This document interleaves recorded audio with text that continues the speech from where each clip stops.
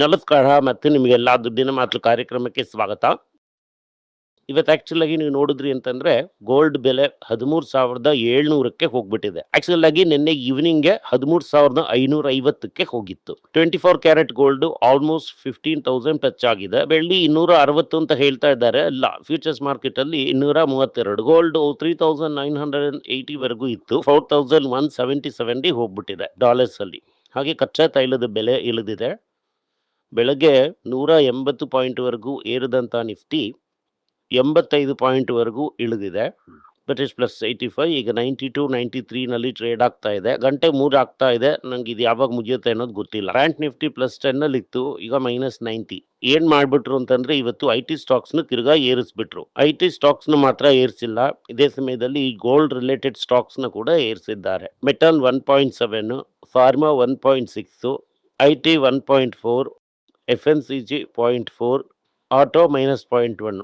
Basically ನಾನು ಹೇಳಿದ ಥರ ಇಂಡೆಕ್ಸ್ನ ಉಳಿಸ್ತಾನೆ ಇದ್ದಾರೆ. ಇವತ್ತು ನಮಗೆಲ್ಲ ಸಂಭ್ರಮಾನೆ. Tamil Nadu mercantile bank 6%, Muthoot 4.5%, HCL tech 4%, Manappuram 3%, Tata steel 2.2%, Reddy 2%, Sun Pharma 2%, Wipro 1.7, ವಿವಿಸ್ 1.4, ಝೈಡಸ್ 1.2. ತಂಗೊಮೇಲ್ ಮಾತ್ರ ಕರೆಕ್ಟ್ ಆಗ್ತಾ ಇದೆ. ಯಾಕೆಂತಂದ್ರೆ ಒಂದೇ ಸಲ 10% ಮೇಲೆ ಏರ್ತು. ಓವರ್ ಆಲ್ ಆಗಿ ನೋಡಿದ್ರಿ ಅಂತಂದ್ರೆ US ಪೇರೋಲ್ ಗ್ರೋತ್ ಸ್ಲೋ ಆಗೋಗಿದೆ. ಅಂದ್ರೆ ಎಷ್ಟು ಅದು ಫಾಸ್ಟ್ ಆಗಿ ಎಕ್ಸ್ಪ್ಯಾಂಡ್ ಆಗುತ್ತೆ ಅಂತ ಅನ್ಕೊಂಡ್ರು ಅಷ್ಟು ಎಕ್ಸ್ಪ್ಯಾಂಡ್ ಆಗಿಲ್ಲ. ಅದರಿಂದ ಈಗ ಏನಾಗೋಯ್ತು ಅಂತಂದ್ರೆ ಈಗ ಸದ್ಯಕ್ಕೆ ರೇಟ್ ಹೈಕ್ ಅನ್ನೋದು ಬರೋದಿಲ್ಲ ಅನ್ನೋಂತ ಒಂದು ಸಂತೋಷದಲ್ಲಿ ಗೋಲ್ಡ್ ನ ಗುಜಾಲ್ಸ್ ಮಾಡೋದಕ್ಕೆ ಬಿಟ್ಬಿಟ್ರು. ಗೋಲ್ಡ್ ಗುಜಾಲ್ಸ್ ಮಾಡೋಕ್ ಶುರು ಮಾಡಿದ್ಮೇಲೆ ನಮ್ಮೂರಲ್ಲೂ ಗುಜಾಲ್ಸ್ ಆಗೋಯ್ತು.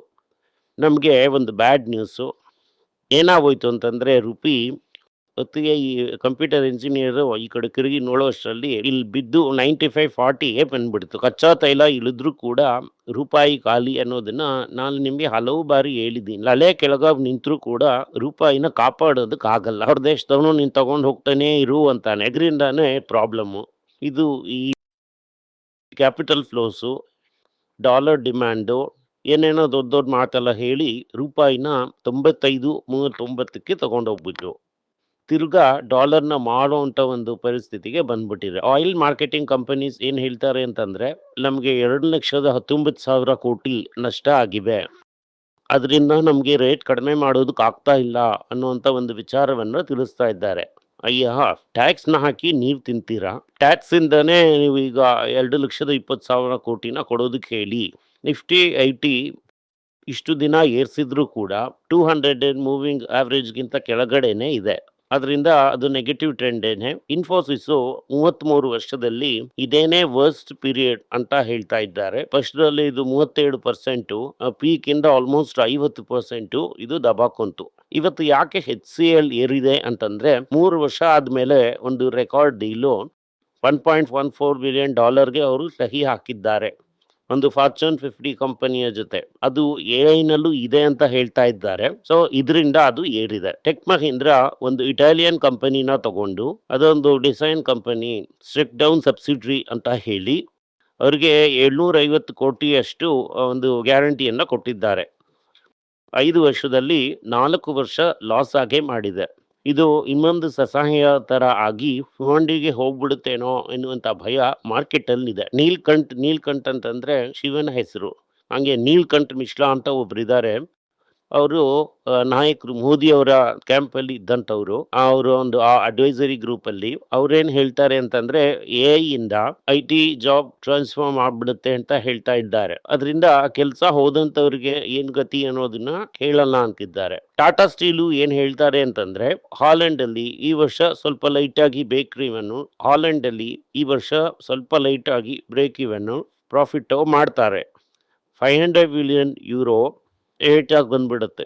ಹಾಲೆಂಡ್ ಅಂತ ಅನ್ನೋದು ನೆದರ್ಲ್ಯಾಂಡ್ಸ್ ಅಲ್ಲಿ ಇನ್ಮೇಲೆ ದುಡ್ಡು ಹಾಕೋದು ಬೇಡ ಅಂತ ಡಿಸೈಡ್ ಮಾಡಿದ್ದಾರೆ. ಆದ್ರೆ ಇಲ್ಲಿ UK ಪ್ರಾಫಿಟ್ನ ಇನ್ನು 3 ವರ್ಷ ತಳ್ಳಿ ಹಾಕಿದ್ರಿಂದ ಹಿಂಗೋ ದುಡ್ಡು ಹಾಕುವಂತ ಒಂದು ಸ್ಥಿತಿನಲ್ಲಿ ಇರುತ್ತೆ. ಇಂಡಿಯಾ ಬಿಸ್ನೆಸ್ ಅಲ್ಲಿ ಒಂದೇ ಲಾಭ ಇದ್ದಿದ್ರಿಂದ ಇದನ್ನ ತೆಗೆದು ಹೊರದೇಶಕ್ಕೆ ಕಳ್ಸೋದಕ್ಕೆ ಇನ್ನೊಂದು ದಾರಿಯನ್ನ ಹುಡುಕಿದ್ದಾರೆ. ಟಾಟಾ ಪವರ್ ಏನ್ ಹೇಳ್ತಾರೆ ಅಂತಂದ್ರೆ ಪಬ್ಲಿಕ್ ಆಗಿ EVನ ಚಾರ್ಜ್ ಮಾಡೋದಕ್ಕೆ EV ಚಾರ್ಜಸ್ನ ನಾವಿಟ್ಟಿದ್ದೀವಿ. 2030 ಒಳಗಡೆ ಅದನ್ನ 10,000 ಎಕ್ಸ್ಪ್ಯಾಂಡ್ ಮಾಡ್ಬಿಡ್ತೀವಿ ಅಂತ. ಇಂಡಿಯಾ ಫುಲ್ ಆಗಿ 10,000 ಕಡೆಗಳಲ್ಲಿ ಪಬ್ಲಿಕ್ ಚಾರ್ಜರ್ ಇರುತ್ತೆ. ಜನರು ಕಾರನ್ನು ಬೈಕನ್ನು ಚಾರ್ಜ್ ಮಾಡ್ಕೋಬಹುದು. ಟಿವಿಎಸ್ ಏನ್ ಮಾಡಿದ್ರು ಅಂತಂದ್ರೆ ಈಗ ಹೊಸ ಸಾಧನೆನ ಮಾಡಿದ್ದಾರೆ. ಅವರೇನೆ ಇಂಡಿಯಾಸ್ ಲಾರ್ಜೆಸ್ಟ್ 2 ವೀಲರ್ ಕಂಪನಿ ಆಗಿ ಬದಲಾಗಿದ್ದಾರೆ. ಸ್ಕೂಟರ್ನು ಸೇರಿಸಿದ್ವಿ ಅಂತಂದ್ರೆ 5,65,000 ಗಾಡಿಯನ್ನ ಪ್ರೊಡ್ಯೂಸ್ ಮಾಡಿದ್ದಾರೆ. ಅದರಲ್ಲಿ ಈ ಜುಪಿಟರ್, ಆಮೇಲೆ ಬೈಕು, ಆಮೇಲೆ ಎಲೆಕ್ಟ್ರಿಕಲ್ ಬೈಕು. ಇದ್ರ ಮೇನ್ ಆಗಿ ಈಗ ಜುಪಿಟರು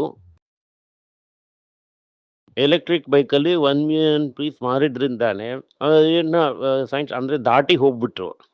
ಇದನ್ನ ಬೇರೆಯವರಿಂದ ಹಿಡಿಯೋಕ್ ಆಗುತ್ತಾ ಅಂತ ಅನ್ನೋದು ನಮಗೆ ಗೊತ್ತಿಲ್ಲ. ಫಾರ್ಮಾ ಚೈನಾದಲ್ಲಿ ಮಾತ್ರ ಯಾರು ನಮ್ಮ ಈ ಫಾರ್ಮಾ ತಗೋತಾ ಇಲ್ಲ. ಇದು ಎದುರು ನೋಡಿದ್ದೇನೆ. ಬೇರೆ ಊರಲ್ಲಿ ಈ ಗ್ಲೋಬಲ್ ಶಿಪ್ಮೆಂಟ್ಸ್ ನಡೀತಾ ಇದೆ. ಟಾಟಾ ಎಲೆಕ್ಟ್ರಾನಿಕ್ಸ್ ಏನಾಗಿದೆ ಅಂತಂದ್ರೆ ಈಗ ಫಾಲ್ಸ್ ಇಂಥ ದೊಡ್ಡ ವ್ಯಕ್ತಿಯಾಗಿ ಫಾಕ್ಸ್ಕಾನ್ ಜೊತೆ ಇಂಡಿಯಾದಿಂದ ಐಫೋನ್ ಅಸೆಂಬ್ಲಿ ಎಕ್ಸ್ಪೋರ್ಟ್ ಅಸೆಂಬ್ಲಿನಲ್ಲಿ ನಂಬರ್ 1 ಪೊಸಿಷನ್ ಆಗ್ಬಿಟ್ಟಿದೆ.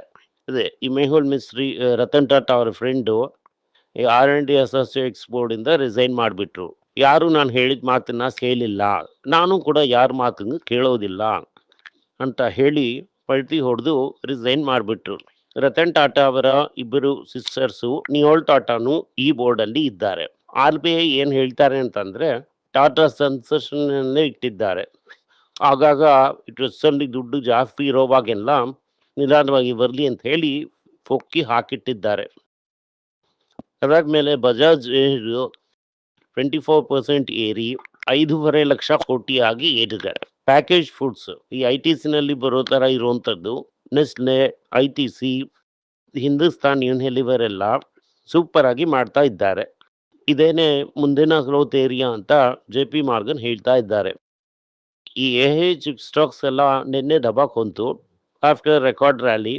ಎಸ್ಪೆಷಲಿ ಇಂಟೆಲ್, ಮೈಕ್ರಾನ್ ಈ ರೀತಿಯಾದಂಥ ಚಿಪ್ ಕಂಪನಿಗಳೆಲ್ಲ 11% ಗೋವಿಂದ ಆಗೋಯ್ತು. ಟ್ರಂಪ್ ರೈಸು ಫೆಡರಲ್ ರಿಸರ್ವ್ ಹೆಂಗಾರು ಈಗ ಬದಲಾಯಿಸಬೇಕು ಅಂತ ಟ್ರೈ ಮಾಡ್ತಾ ಇದ್ದಾರೆ.